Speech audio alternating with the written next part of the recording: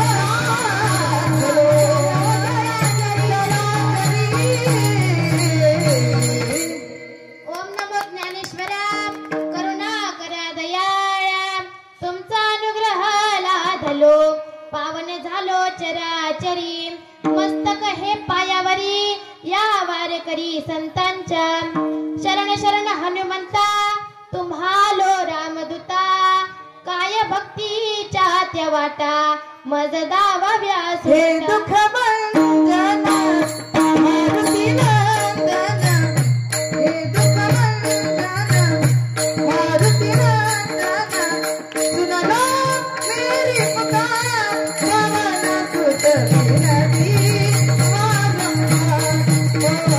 सुत विनती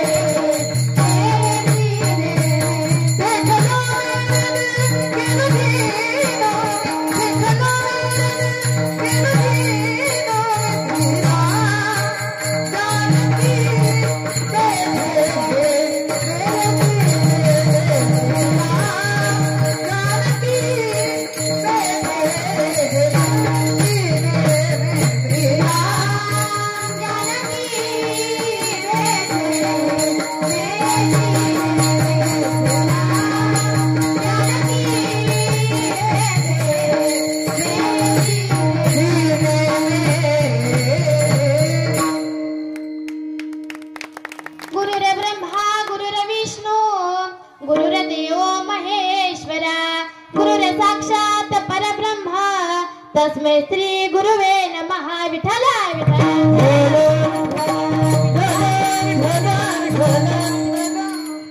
देवाची द्वारी उभा क्षण भरी देवाची द्वारी उभा क्षण भरी तेने मुक्तीचारी साधिल्या हरिमुखे मना हरिमुखे मना पुण्याची गणना कोण करी प्रस्तुत प्राप्त प्रसंगी प्राप्त स्थळी कीर्तनारूपी सेवेकरिता निवडलेला अभंग ज्ञानियांचे राजे योगियांचे ज्ञानी महाराज कैवल्य चक्रवर्ती श्री ज्ञानोबराय यांचा 4 चरणाचा उत्कृष्ट असा अभंग आज आपण कीर्तनारूपी सेवेकरिता निवडला. विठ्ठल विठ्ठल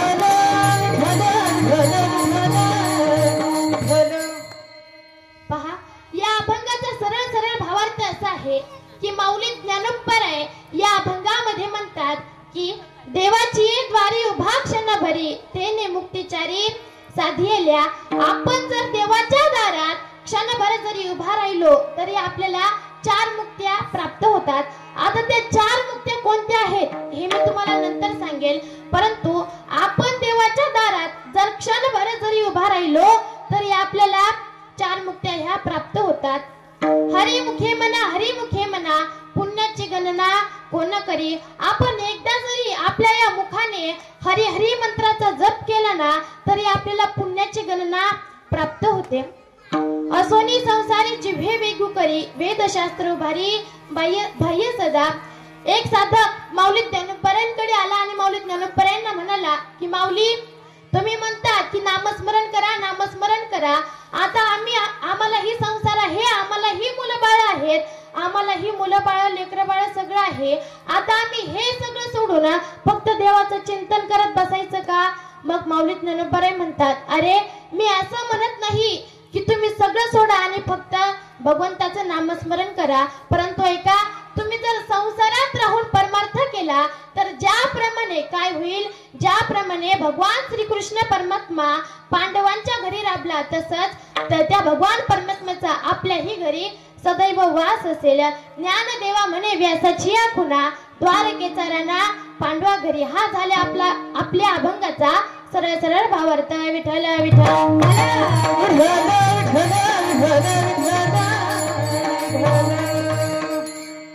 पहा, कार्यक्रमाचं आयोजन काय, कार्यक्रमाचं नियोजन काय हे जरी सर्वांना माहीत असलं तरी वक्त्याचं आद्य कर्तव्य आहे की अल्पसहा परिहार देणं. आज ज्यांच्यामुळे मला इथे कीर्तन करण्याची संधी प्राप्त झाली असे असणारे समस्त ग्रामस्थ चौर सांगवीकर यांचे सर्वांचे मी अंतःकरणापासून आभार मानते. व तसंच आजचे गायनाचार्य हरिभक्त पारायण कीर्तन केसरी गायनाचार्य पैठणचं भूषण सुवर्णा दिदी जमादार तसेच तुळजापूरचं भूषण कीर्तन केसरी गायनाचार्य उपासना दिदी उमरे आणि तसंच धाराशिवचं भूषण विद्या दिदी मुडमे या तिघींचेही अंतःकरणापासून आभार मानते. तसंच मृदुंगाचे आबा महाराज त्यांचेही अंतःकरणापासून आभार मानते. पेटी मास्तर आजोबा तुमचेही अंतःकरणापासून आभार. व तसंच तुम्हाला जर हे कीर्तन ऐकून जर घरी जाऊन देखील कीर्तन ऐकायचं म्हटलं ना तरी युट्यूबला फक्त आपली परंपरा असं सर्च करा. आमच्या संस्थेतल्या सगळ्या मुलींची तुम्हाला त्याच्यावर कीर्तन बघायला मिळतील. तसंच कीर्तन शूट करणारे नाना दादा बिटकेवाडी यांचेही अंतःकरणापासून आभार मानते. व तसंच आमचे तेजस महाराज फुरंगे तेही आज कीर्तनाला उपस्थित राहिले त्यांचेही अंतःकरणापासून आभार मानते. सगळे गावकरी भजनी मंडळ असेल वारकरी शिक्षण संस्था असेल तुमचेही अंतःकरणापासून आभार मानते. तुमचेही अंतःकरणापासून आभार मानते. तसंच साऊंड सिस्टीम वाले दादा तुमचेही अंतःकरणापासून आभार मानते. आणि ज्यांच्यामुळे मी या नारदाच्या गादीवरती उभी राहिले असे असणारे माझे गुरुवर्य हरिभक्त पारायण भागवताचार्य कीर्तन केसरी आणि ततई महाराज सुद्रिक आणि मृदुंगाचार्य दीपक महाराज सुद्रिक माई व बाबा या दोघांचेही अंतःकरणापासून आभार मानते. आमची श्री ज्ञानाई मुलींची वारकरी शिक्षण संस्था आळंदी देवाची माई व बाबा या दोघांचेही अंतःकरणापासून आभार मानते व सेवेला सुरुवात करते. विठ्ठल विठ्ठल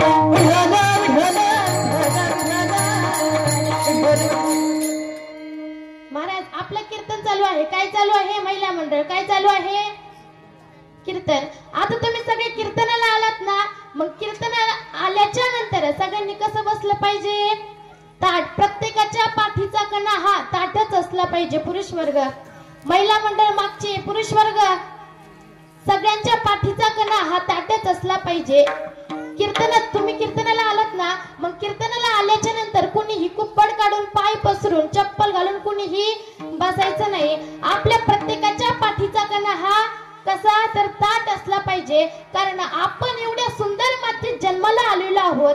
आपल्या मातीचं संतांनीही फार सुंदर वर्णन केलेलं आहे.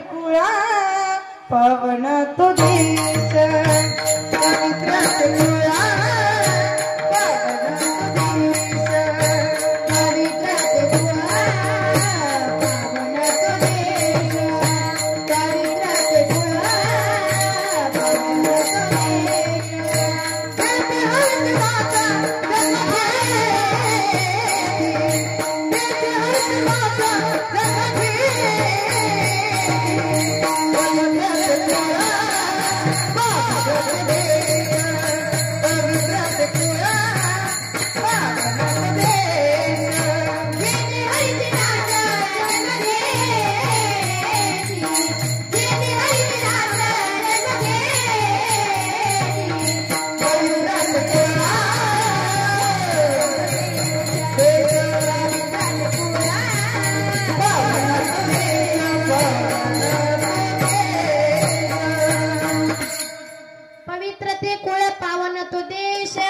जेथे हरीचे दास जन्म घेते.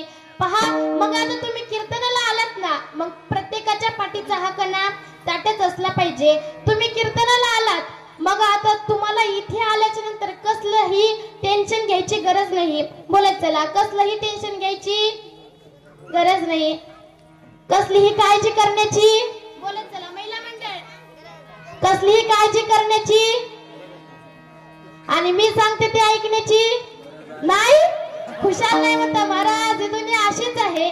जे ऐक म्हणेल ते ऐकणार नाही आणि जे ऐकू नको म्हणेल ते ऐकल्याशिवाय राहणार नाही. जे कर म्हणेल ते करणार नाही आणि जे करू नको म्हणेल ते केल्याशिवाय राहणार नाही. मग पहा तुम्ही कीर्तनाला आलात ना मग कीर्तनाला झाल्याच्या नंतर प्रत्येकाने हाताने देवाचं नामस्मरण आणि मुखाने टाळी प्रत्येकाची आलीच पाहिजे. जमल का महिला मंडळ? जमल का?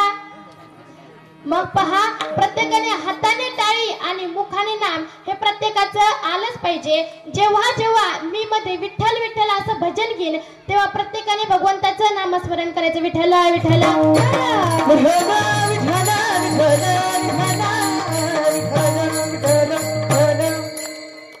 रस्त्यावर बसलेले पुरुष मंडळी, तुमचं भगवंतावर प्रेम नाही? याकडे सुद्धा टाळी वाजवली नाही. मी सगळं बघते, माझे डोळे एकदम तीक्ष्ण आहेत. काहींनी वाजवले असतील, काहींनी वाजवले नसतील, जाऊ द्या. रस्त्यावर बसलेले पुरुष मंडळींचं देवावर प्रेमच नाही, जाऊ द्या. मला हे सगळं कळून आलं.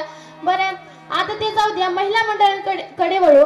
महिला मंडळ, आता तुम्ही मला सांगा, तुम्ही आपल्याला खायला पुरणपोळी केवढी करता? बोलत चला. केवढी? बोलत चला. तुम्हाला तोंड दिलंय ना? केवढी करता? ताटभर. आणि देवाला? बोलत चला. देवाला एवढी एवढीशी. आपण आपल्याला खायला पुरणपोळी ताटभर करतो आणि भगवंताला खायला एवढी एवढी करतो. परंतु ऐका, आपण मंदिरात पाहतो तेवढाही तो देव नाही. आपण देवळात, आपण आपल्या देवघरात ठेवतो तेवढाही तो देव नाही. एवढी मोठी सृष्टी त्या भगवान परमात्म्याने एकट्याने निर्माण केली. आता तुम्हीच विचार करा, तो भगवान परमात्मा केवढा आहे.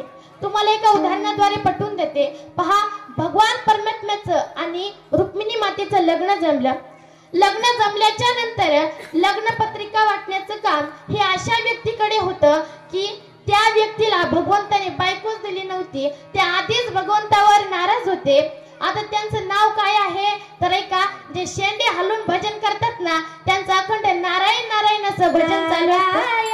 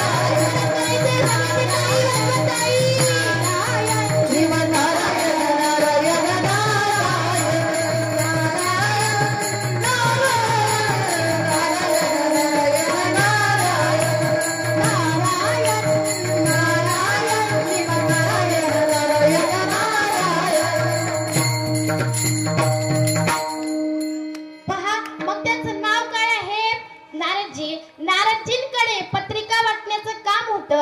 आता नारदजी हे भगवंतावर आधीच नाराज होते. मग नारदजींनी ठरवलं, देवाने आपल्याला बायको दिली नाही, आपलं लग्न लावलं नाही, मग आपण देवाच्या लग्नाला एवढी माणसं बोलवायची की कुणालाही मंडपात बसायला जागा पुरली नाही पाहिजे आणि सगळे उठून घरी गेले पाहिजे. मग त्यांनी पहिली पत्रिका ही कोणाला दिली? महासागराला दिली. आता आपण प्रॅक्टिकली विचार करू. जर भौगोलिकच्या दृष्टिकोनातून पाहिलं तर आपल्या पृथ्वीवर 71% पाणी आणि बाकीचे 29% जमीन आहे. आपली पृथ्वी ही समुद्राच्या दिशेने व्यापलेली आहे. मग एवढा मोठा समुद्र एवढ्याशा पृथ्वीमध्ये मावणार होता का? आता मावणार होता का हे शक्य नाही. परंतु जिथे नाही तिथे देव आहे. कारण तुझ्या सत्तेने वेदासी बोलणे, सूर्यासी चालणे तुझ्या बळे. महाराज, त्या भगवंताच्या सत्तेशिवाय वृक्षाचं पान देखील हलू शकत नाही. वृक्षाची पाने, वृक्षाची पाने आहे ज्याची सत्ता, वृक्षाची पाने आहे ज्याची सत्ता.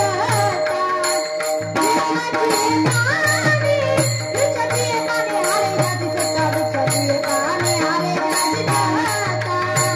वृक्षाची पाने, वृक्षाची पाने आहे ज्याची सत्ता, वृक्षाची पाने आहे ज्याची सत्ता.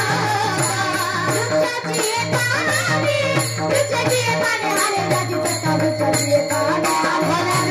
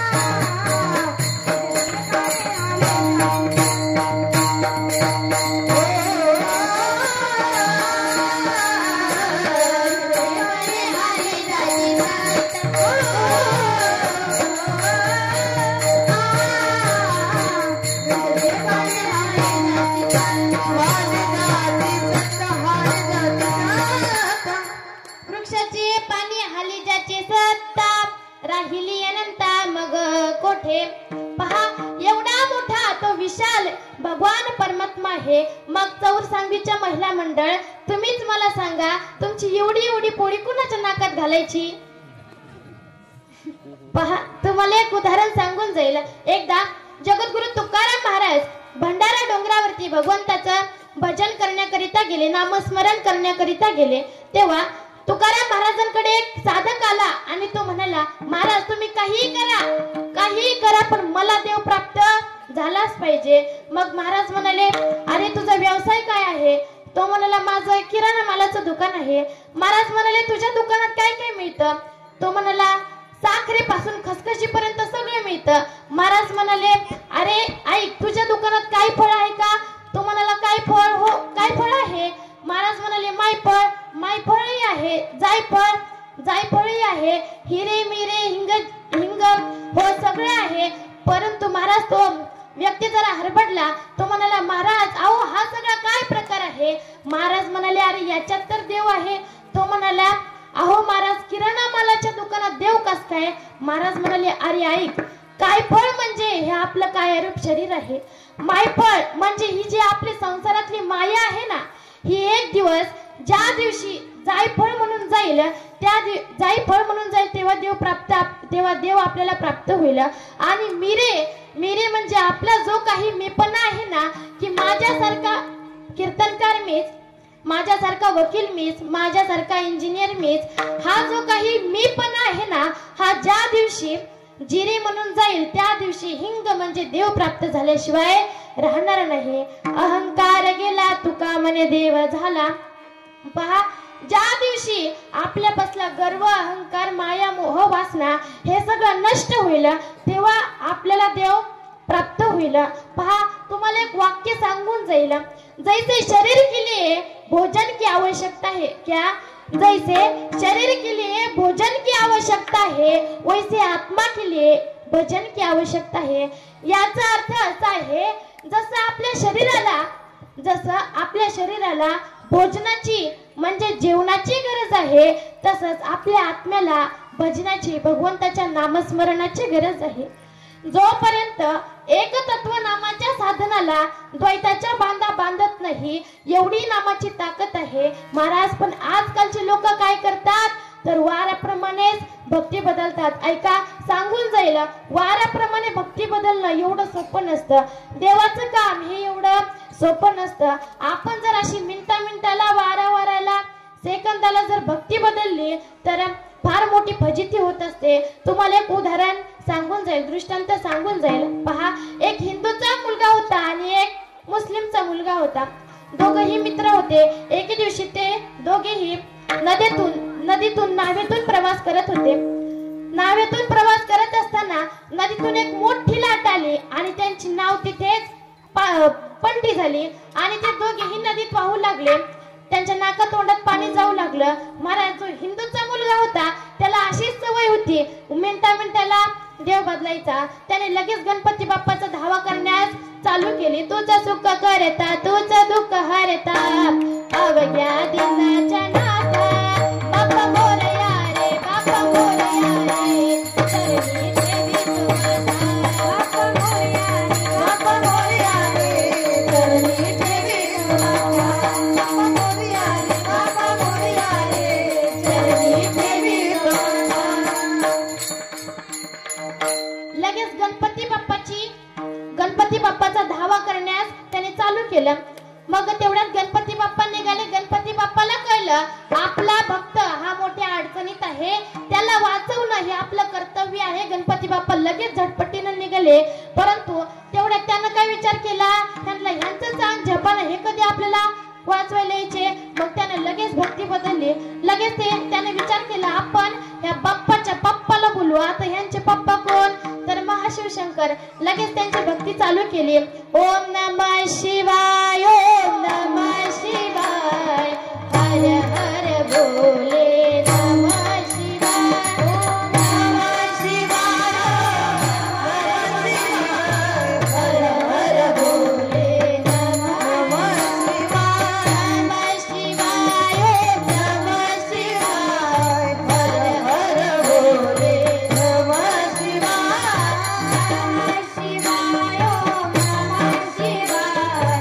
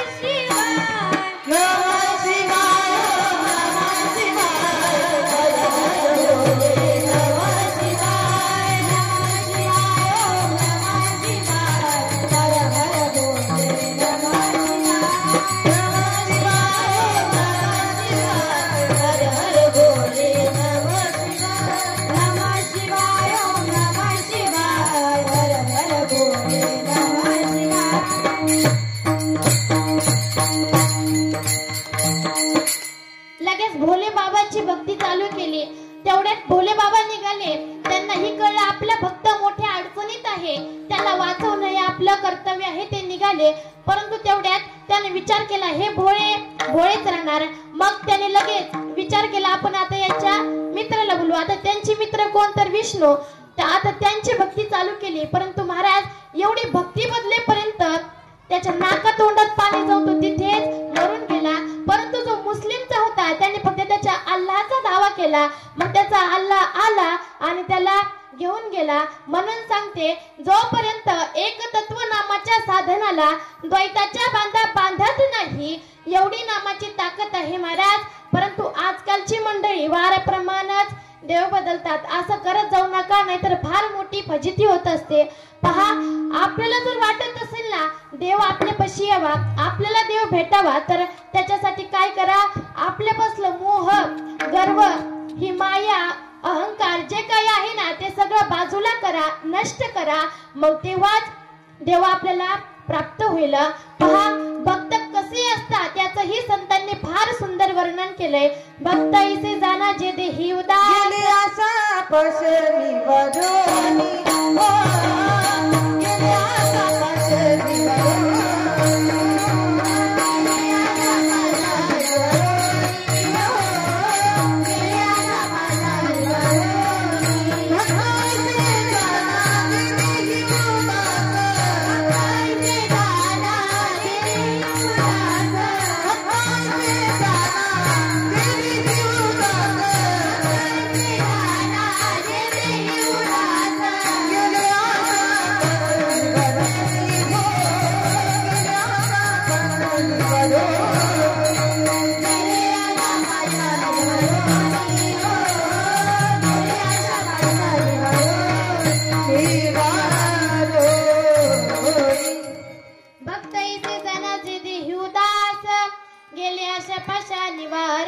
महाराज, भक्ती एवढी सोपी नाही, परंतु करायला गेलो तर तुका म्हणे सोपे आहे सर्वहुनी, शहाणा तो धनी घेतो येथे. महाराज, हे वेड्या माणसाचं काम नाही, हे शहाण्या माणसाचं काम आहे.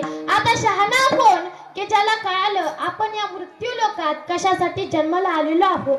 मग हे दुःख त्याला नकोय, मग हे दुःख कोणालाच नकोय. म्हणजे शास्त्रसृष्टीने यांना मुक्तीची इच्छा आहे. आता हे माऊली ज्ञानोबरायांच्या लक्षात आलं. मग माऊली ज्ञानोबरायांनी विचार केला की आपण यांना मुक्त्या सांगितल्याच पाहिजे. मग माऊली ज्ञानोबरायांनी हरिपाठाची सुरुवातच अशी केली की जो कोणी देवाच्या दारात क्षणभर जरी उभा राहील तर त्याला या 4 मुक्त्या प्राप्त होत्याला. हे पहा, आपण जर देवाच्या दारात क्षणभर जरी उभा राहिलो तरी आपला सगळा मोक्ष हा त्याच्याच हातात आहे. अभंगाचा प्रथम चरण. देवाची द्वारी उभा क्षणा भरी, देवाची द्वारी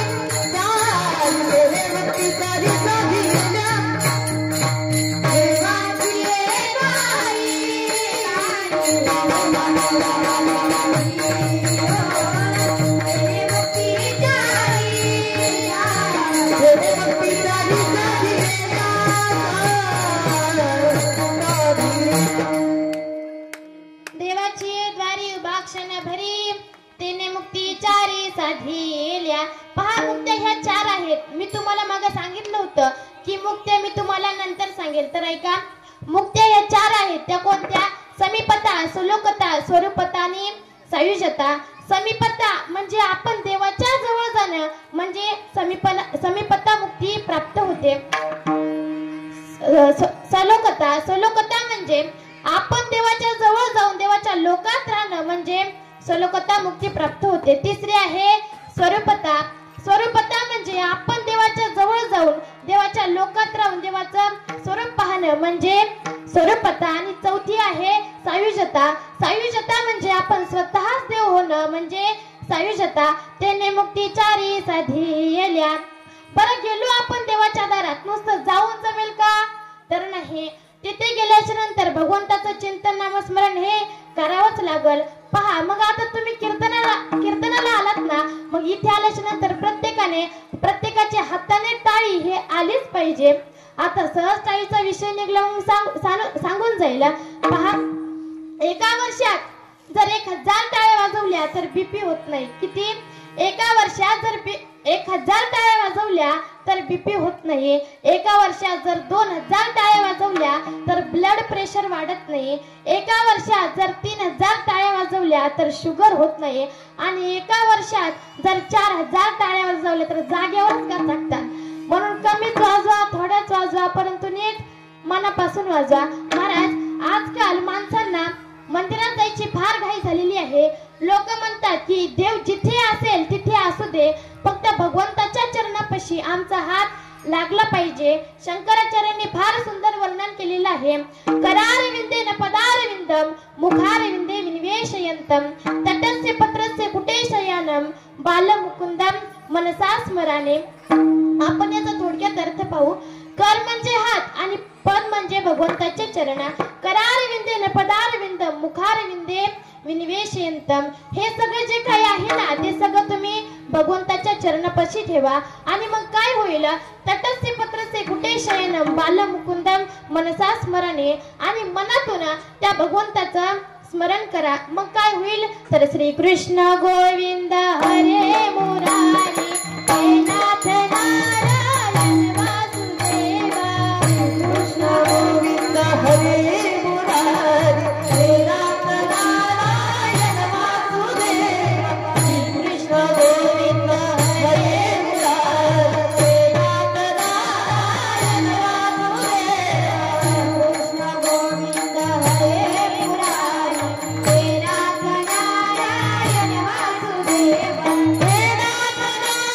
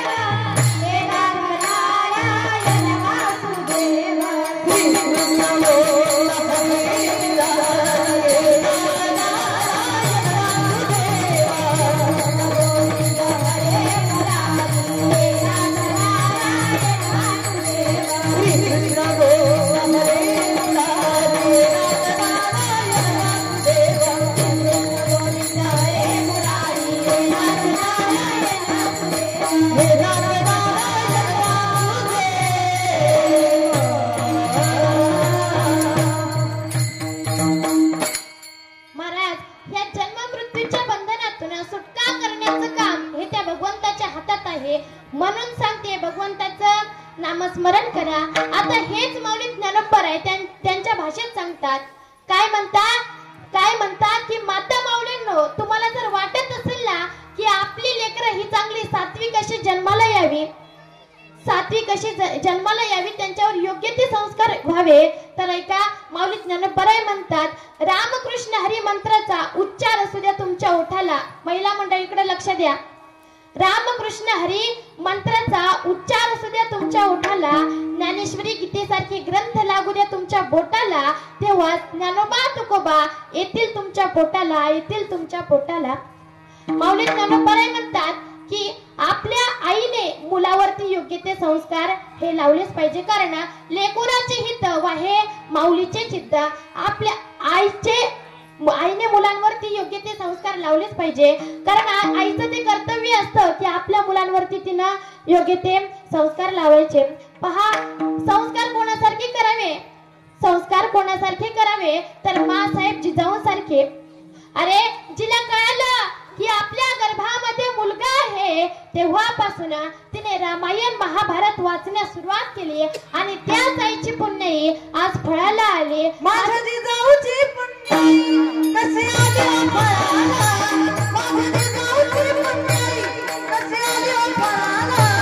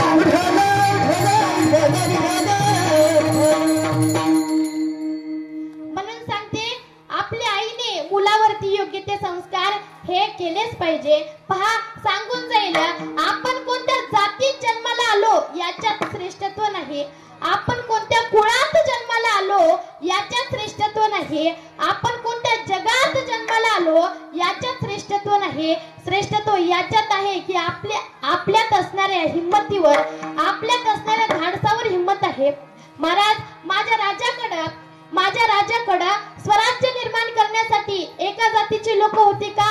तर नाही. 18 पगड जाती सोहळा सारा समाज मराठमोळा, स्वराज्यावरती ठेवून डोळा, एका केलाय गोळा. महाराज, माझ्या राजाकडे स्वराज्य निर्माण करण्यासाठी एका जातीची लोक होती का? तर नाही, अनेक जातीचे माझ्या राजाकडे लोक होते. परंतु स्वराज्य निर्माण करताना माझ्या राजाच्या मनात ही जातपात अजिबात नव्हती. अरे मग शिवाजी कोणाला म्हणायचं? तर ऐका, जो 65 किलोची तलवार वागवतो त्याचं नाव बाजी. काय? जो 65 किलोची तलवार वागवतो त्याचं नाव बाजी. जो हात तुटला तरी लढत राहतो त्याचं नाव तानाजी. जो 8 तासात दिल्लीतून घोडा पुण्याला आणतो त्याचं नाव संताजी. जो 1.5 तासात दुश्मनाच्या सैन्याला गडप करतो त्याचं नाव धनाजी. जो वाघाचा जबडा फाडून त्याचे आतले दात मोजतो त्याचं नाव संभाजी. आणि या सगळ्यांना एकत्रित करून स्वराज्य निर्माण करतो त्याचं नाव शिवाजी. पहा,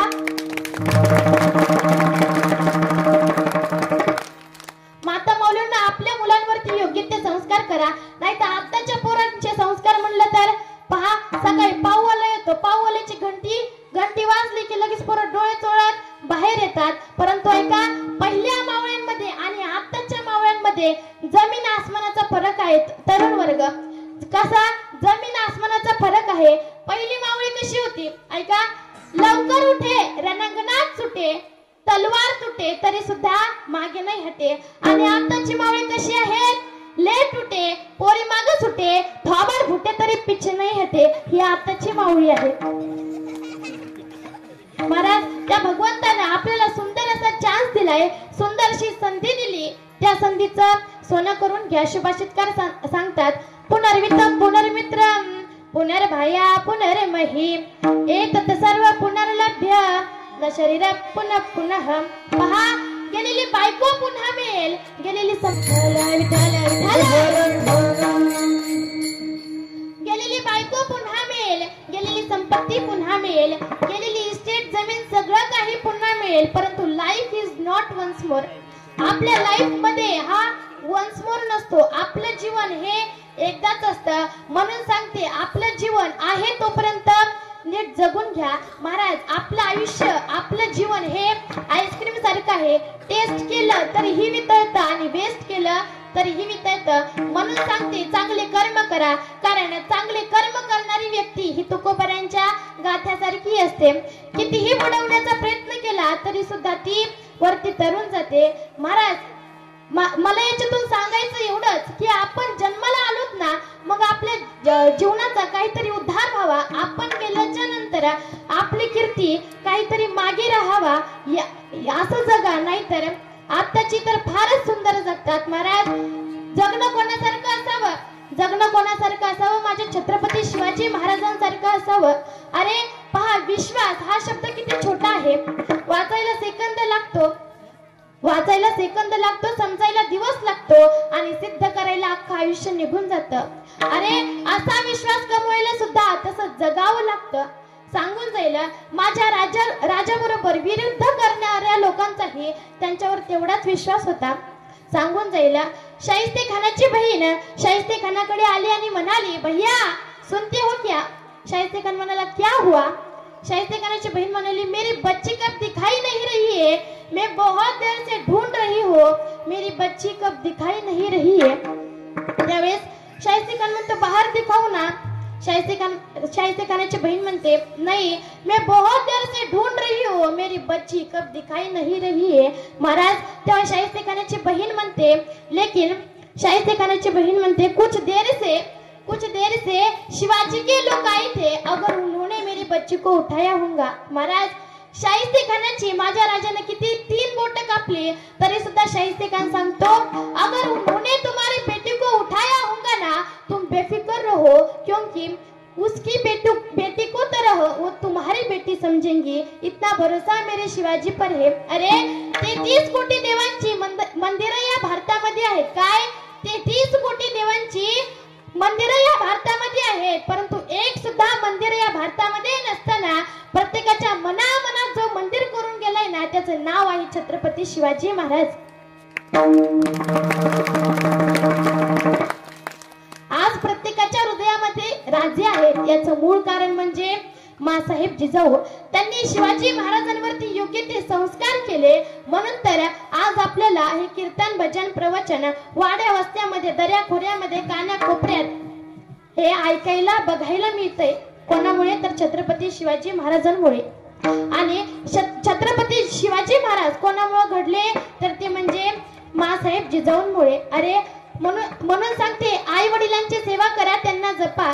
जीवनामध्ये आल्याच्या नंतर दुसरं काही जरी नाही केलं तरी चालेल, पण आपल्या आई वडिलांना आपल्यापासून कधीही वृद्धाश्रमात टाकू नका, कधीही दूर ठेवू नका. अरे आपण एका झटक्यात आपल्या आई वडिलांना नाही ते बोलून जातो, काहीही बोलून जातो, परंतु एका जिभेला लागलेली जखम ही कधीच बरी होऊ शकत नाही. मग तरुण वर्ग, मुली सगळे ऐका की जिभेला लागलेली जखम ही कधीच बरी होऊ शकत नाही. मग आपले आई वडील हे शेवटी आपलेच आई वडील आहेत, त्यांना नीट सांभाळा, त्यांना जीव लावा.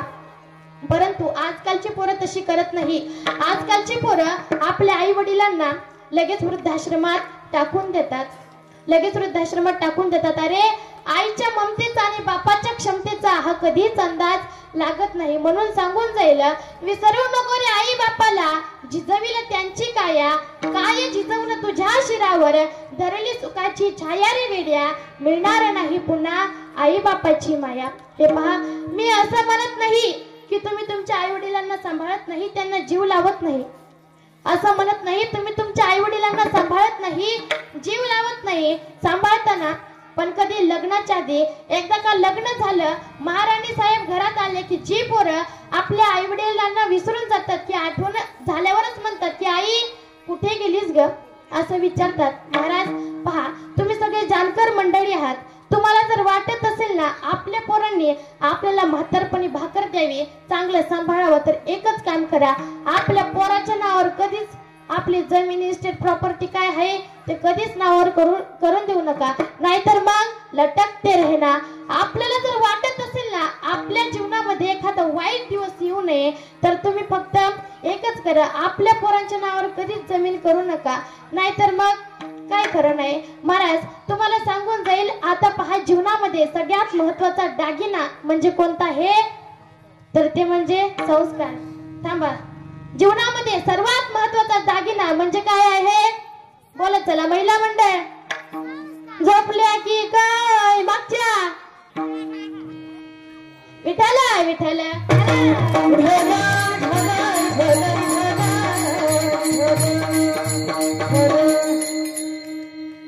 जाऊ द्या. पहा, त्या भगवंताचं सर्वस्व गोड आहे, त्याचं रूप गोड आहे, त्याचं नाम गोड आहे, त्या भगवंताचं सर्व काही गोड आहे. गोड तुझे रूप, गोड तुझे नाम, देई माझं प्रेम सर्व काळ. म्हणून सांगते, भगवंताची भक्ती करा, भगवंताचं नामस्मरण करा. या त्या भगवंताने आपल्याला किती सुंदर मुख दिलंय, किती सुंदर मुख दिलंय. मग त्या मुखाने भगवंताचं नामस्मरण करा. आपण एकदा जरी आपल्या मुखाने हरी हरी नामाचा मंत्र जपला तरी आपल्याला पुण्याची गणना प्राप्त होती, एवढी ताकद त्या नामामध्ये आहे. म्हणून सांगते, भगवंताचं नामस्मरण करा, चिंतन करा. अभंगाचा द्वितीय चरण. हरी मुखे म्हणा, हरी मुखे म्हणा, हरी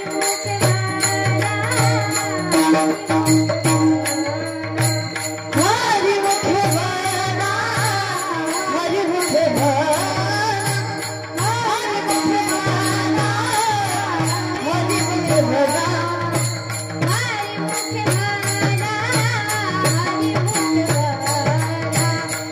हरी मुखे म्हणा,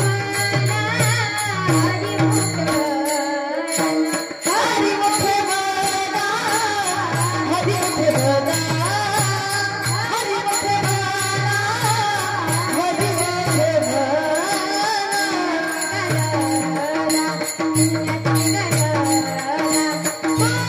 हरी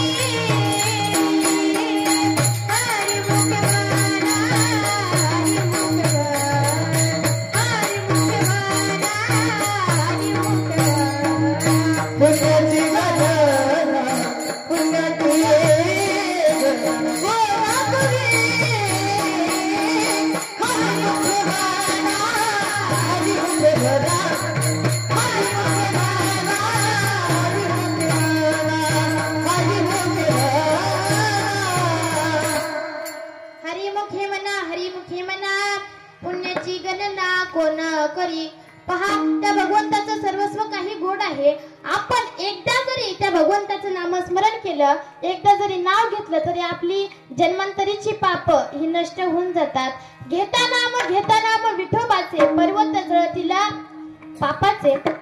पहा म्हणून सांगते भगवंताचं नामस्मरण करा, नामचिंतन करा। आता आपण सर्वांनी एकदा भगवंताचं नामस्मरण करू। महिला मंडळ आधी तुम्ही